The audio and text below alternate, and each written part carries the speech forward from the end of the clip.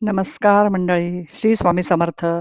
आज आपण बघणार आहोत, की श्री स्वामी समर्थांनी एका गरीब भक्ताला कशी मदत केली. जशी चोळपाची परीक्षा घेतल्याच्यानंतर गरीब भक्ताला कशी मदत केली. चला आपण जाणून घेऊया कथा. तुम्हाला माहीत आहे का? त्यांच्या याच्यामध्ये जे गरीब होता, एक जो भक्त गरीब होता, त्या गरीब भक्ताला एवढी मदत केली, की जणू काही त्याला असं वाटलं, की माझे स्वामी हे कुठून आले, कसे आले, काय झालं आणि माझ्या घरातली परिस्थिती कशी बदलली.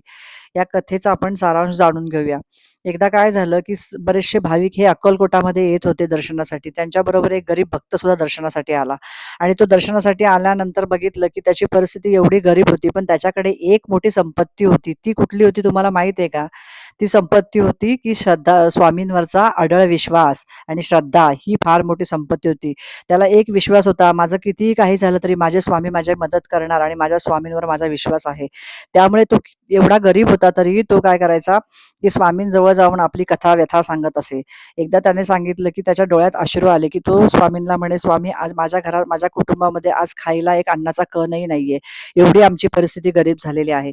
त्यावेळेस बघितलं, की खरंच अक्षरशः त्याची परिस्थिती खूप गरीब होती. त्याच्याकडे घरामध्ये एक अन्नाचा कणही नव्हता. त्याच्या मंडळी घरामध्ये मुलं-बाळं सगळी उपाशी होती आणि त्याने स्वामींजवळ फक्त एकच प्रार्थना केली, की "स्वामी, मला फक्त तुमच्यावरती विश्वास आहे, अढळ विश्वास आहे माझा तुमच्यावरती."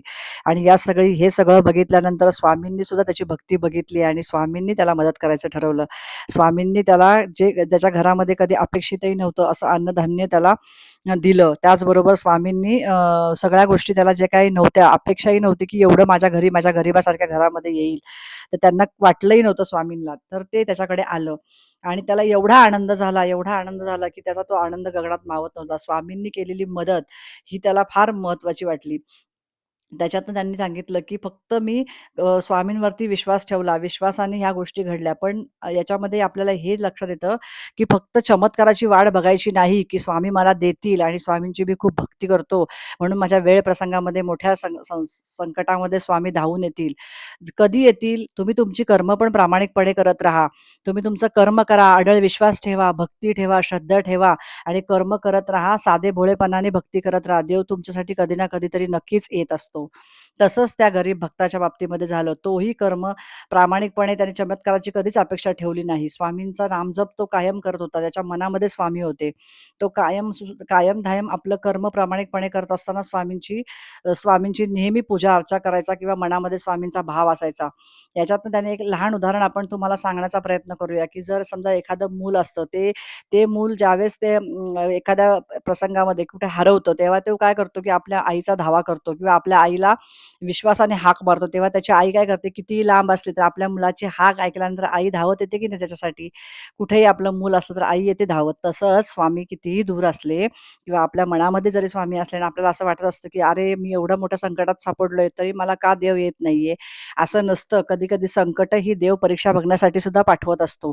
म्हणून आपण त्याच्यातनं एक बोध घ्यायचा, की संकट कितीही आली, तरी देवावरचा विश्वास आपला कमी पडता कामा नये. म्हणून मग असं झालं, की त्या गरीब भक्ताला स्वामींनी मदत केली आणि त्याचा विश्वास आणि त्याची श्रद्धा एवढी अढळ होती. त्याच्यातनं आपल्याला एकच गोष्ट शिकायला मिळते, की त्याचं जे वागणं होतं, त्याचं जे बोलणं होतं, त्याचा जो विश्वास होता, तो स्वामींप्रती होता. स्वामींना त्याची दया आली होती आणि तो इतका प्रामाणिक आणि इतका कष्टाळू होता, की त्याने कधीही फळाची अपेक्षा न करता तो स्वामींची सेवा करायचा. आणि ह्या सगळ्या गोष्टी बघितल्यानंतरच स्वामींना असं वाटलं, की नाही, आपण याला मदत करायलाच पाहिजे आणि म्हणूनच आपल्याला या कथेमधून असं शिकायला या गोष्टी आपल्याला बघायला मिळाल्या, की गरीब भक्तावरती स्वामींनी कृपा कशी केली. तो असाच नुसता आला आणि स्वामींना म्हटला का? नाही. त्याला अपेक्षा पण नव्हती, की स्वामी एवढं अन्नधान्य घरामध्ये नको असले ज्या ज्या वस्तू कधी तो विकतही घेऊ नाही शकणार, त्या सगळ्या वस्तू स्वामींनी आणून दिल्या आणि त्याचं घर आनंदाने भरभरून गेलं. त्याची मुलं-बाळं ही अन्नधान्य ह्या सगळ्या गोष्टी भरभरून दिल्यामुळे खूप आनंदामध्ये होती आणि तो भक्तही खूप आनंदामध्ये होता. तो नेहमीच स्वामींची सेवा करत असे. त्याच्या सेवेमध्ये कधीही फळाची अपेक्षा नव्हती. म्हणूनच सांगण्याचं तात्पर्य असंच आहे, की तुम्ही कधीही कुठल्याही देवाची जेव्हा भक्ती करता ना, तेव्हा कधीच फळाची अपेक्षा करू नका. प्रामाणिकपणे तुम्ही तो प्रयत्न नक्की करत राहा.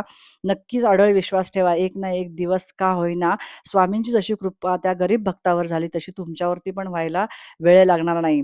म्हणूनच मला सांगण्याचा भावार्थ एवढाच आहे या कथेतनं, आपण कितीही गरीब असू दे, आपल्याकडे काहीही संपत्ती नसू दे, पण आपल्याकडे ही एकच संपत्ती असली पाहिजे, की देव हा आपल्या मनामध्ये स्वामी असले पाहिजे किंवा समर्थ असले पाहिजे. आपल्या मनामध्ये देवाबद्दलचा भाव हा प्रामाणिक असला पाहिजे.